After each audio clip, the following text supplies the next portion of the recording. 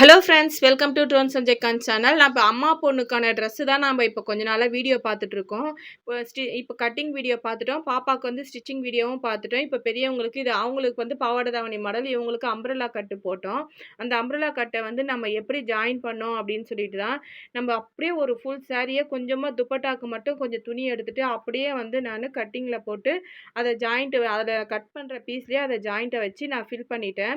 என்னன்னு பார்த்தீங்கன்னா, நம்ம மத்ததெல்லாம் கொஞ்சம் கஷ்டம் தான். இந்த அம்ப்ரெல்லா வந்து நமக்கு ரொம்பவே வேலை கம்மி. ஏன்னா ஃபில்ட் வைக்க வேணாம், டக்கு பிடிக்க வேணாம், எதுவுமே வேணாம். நம்ம ஹைட்டை கரெக்டாக மெஷர்மெண்ட் பண்ணி அப்படியே வச்சிடலாம்.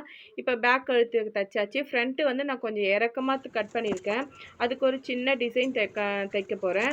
முதல் ஒரு பீஸ் வந்து கொஞ்சம் பெருசாக எடுத்துக்கணும். அது ஏன்னா நம்ம எவ்வளோ இறக்கம் வைக்க போகிறோமோ அந்த அளவுக்கு கொஞ்சம் நீளமாக எடுத்துக்கணும். நான் ஒரு 6-7 இன்ச்சு இருக்கும், நான் எடுத்துட்டேன். அந்த பெரிய பீஸில் இது ஒரு 1 இன்ச் அளவுக்கு மடித்து எல்லாத்தையும் வச்சு நமக்கு எவ்வளோ உயரம் தேவைப்படுதுன்னு அது கரெக்டாக பார்த்துட்டு அதுக்கேற்ற மாதிரி நம்ம ஸ்டாப் பண்ணிக்கலாம். இப்போ நம்ம கழுத்து தைச்சிட்டு இறக்கம் எவ்வளோ இருக்குதுன்னு பாயிண்ட் வச்சுக்கணும். ஃபஸ்ட்டு வச்சுட்டு நம்ம அந்த எக்ஸ்ட்ரா இருக்கிற பீஸை வந்து அதில் அந்த இடத்துல வந்து ஃபில் பண்ணணும்.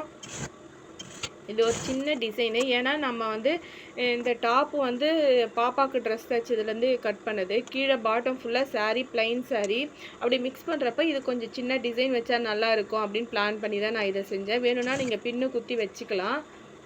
நான் அப்படியே வச்சு தைச்சிட்டேன், எனக்கு கொஞ்சம் எக்ஸ்பீரியன்ஸ் இருக்கிறதுனால. இப்போ வந்து நம்ம ஷோல்டர் ஜாயின் பண்ணிக்கலாம்.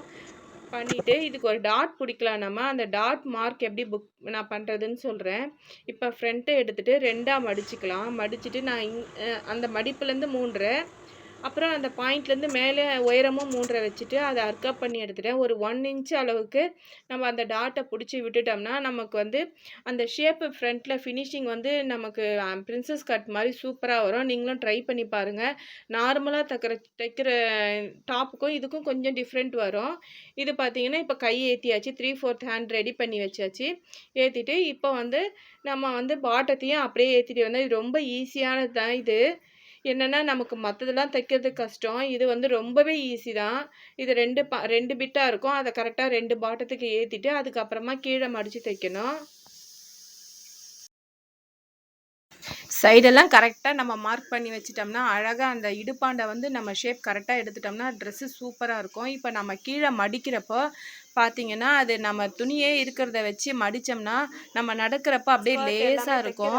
நம்ம ஒரு ட்ரெஸ்ஸு போட்டோம்னா கீழே பாட்டம் வந்து கொஞ்சம் வெயிட்டாக இருந்தால் அந்த ட்ரெஸ்ஸோட ஃபினிஷிங் வந்து நல்லாயிருக்கும். அதுக்கு வந்து ஹார்ஸ் பேண்டுன்னு ஒரு பேண்ட் இருக்குது.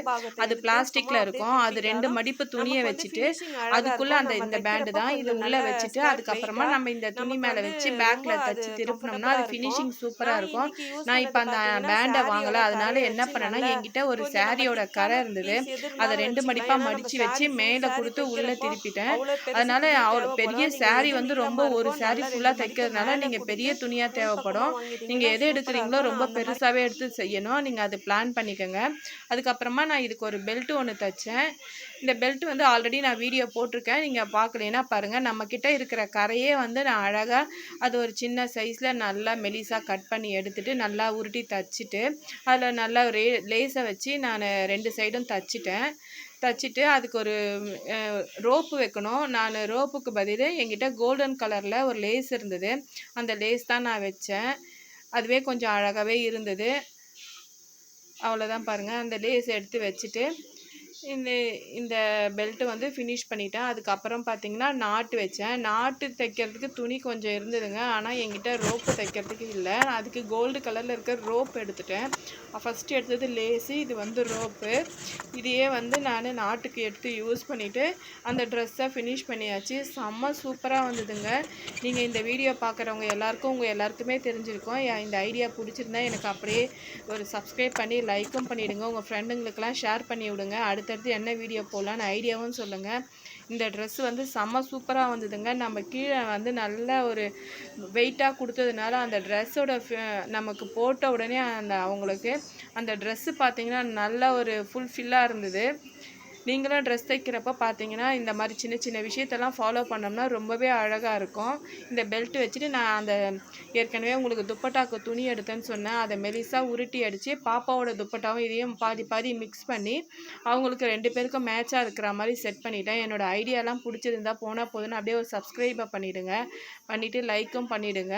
நான் அடுத்தடுத்து நிறைய வீடியோ போட முயற்சி பண்ணுறேன். உங்களுக்கு பிடிச்ச மாதிரியும் பண்ணுறேன்.